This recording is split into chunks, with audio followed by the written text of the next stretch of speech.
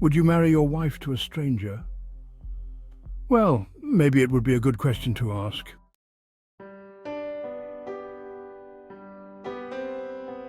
When you stand at the altar or in a civil office when you say, "I do you know I who say I do?"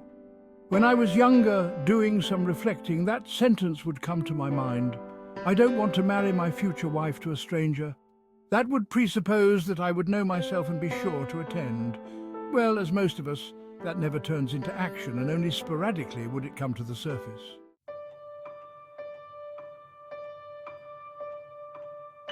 As I presented myself to the world with this me that I fabricated out of my life experiences, I filled my job application, my resume with the right words to reach the aimed purpose, and interacted with others with this learned act. Not to worry, as everyone else were doing the same and attending this ball mascara with their own original self-created persona, we all felt okay. But, as there is always a but, a constant sense of being an impostor, a pretender prevailed.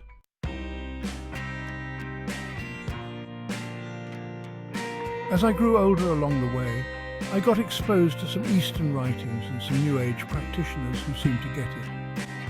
I started a search for something, not knowing exactly what, but framed it as becoming more of something more powerful, more able to create what I want better, as influencing others in the environment, for my benefit to make money, etc.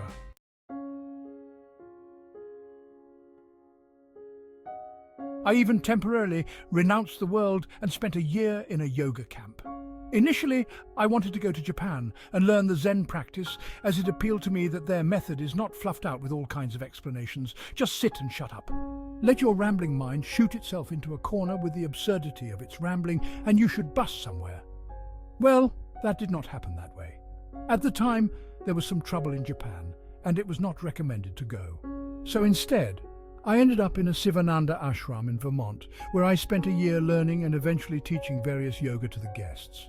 But yes, that but came all along.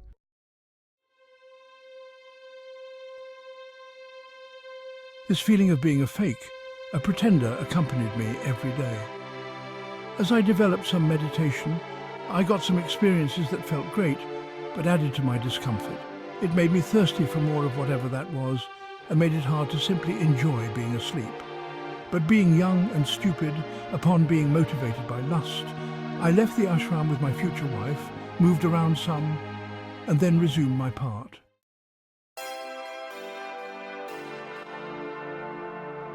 I continued my search through the reading of others.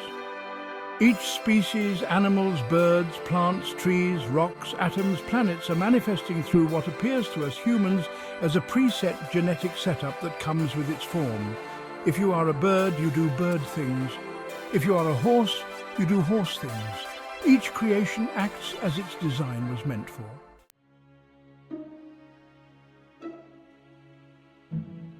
In Eastern Indian literature, particularly in Hindu and Buddhist traditions, there is often a classification of species based on their levels of consciousness. This classification is not purely scientific, but philosophical and spiritual, reflecting the belief in the progression of the soul through various forms of existence.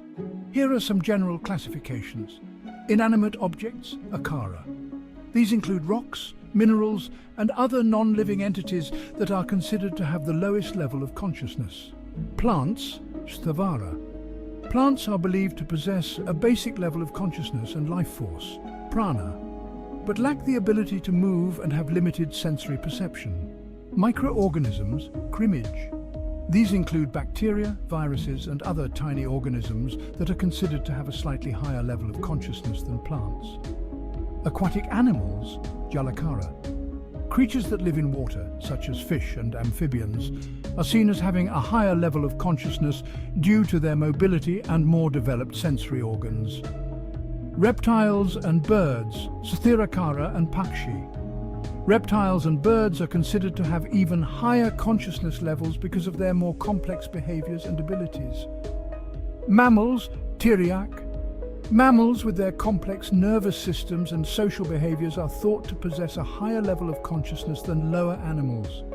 Humans, Manusya.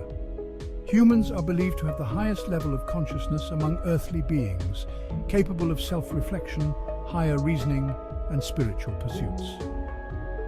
Celestial beings, Deva.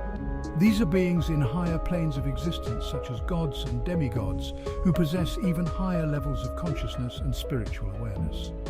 Sages and enlightened beings, Rishi and Siddha. These are beings who have achieved enlightenment or high levels of spiritual realization, considered to possess the highest level of consciousness attainable. This hierarchical classification reflects the belief in a gradual evolution of consciousness through different forms of life, ultimately aiming for spiritual liberation or enlightenment.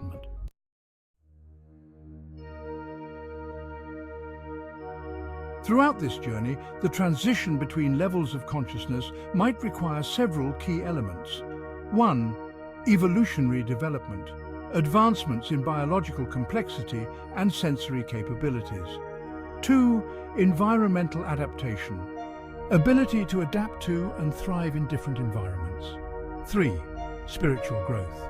Progress in spiritual practices, moral virtues, and self-awareness. 4. Karmic influence, the impact of past actions, karma, on the soul's progression. 5. Divine will.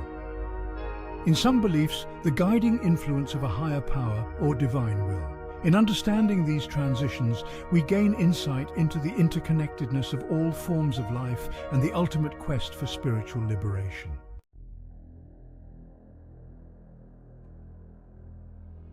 And that is, where does it all come from? There are some suggestions, like all consciousness, out of which separate consciousness emerge from to go on this evolutionary voyage to eventually merge back into all consciousness. Something like a drop of water and pattern forming out of the ocean. Another way of calling this all-inclusive matrix would be the quantum field, where everything, every potential form, every potential manifestation exists. But then, what is the why? What is the trigger? The mechanism initiating the conscious evolutionary process. And then there is time that goes from a beginning to an ending, from a past to a future, where an evolutionary process would take place, or a place with no time, where everything is. The only movement is consciousness, traveling awareness to different potential parts of the quantum field. Something similar to how you become aware of different objects when you direct your eyes to scan around a room. The object and the room are static, but you're the one focusing at different places, creating the illusion of time in your mind.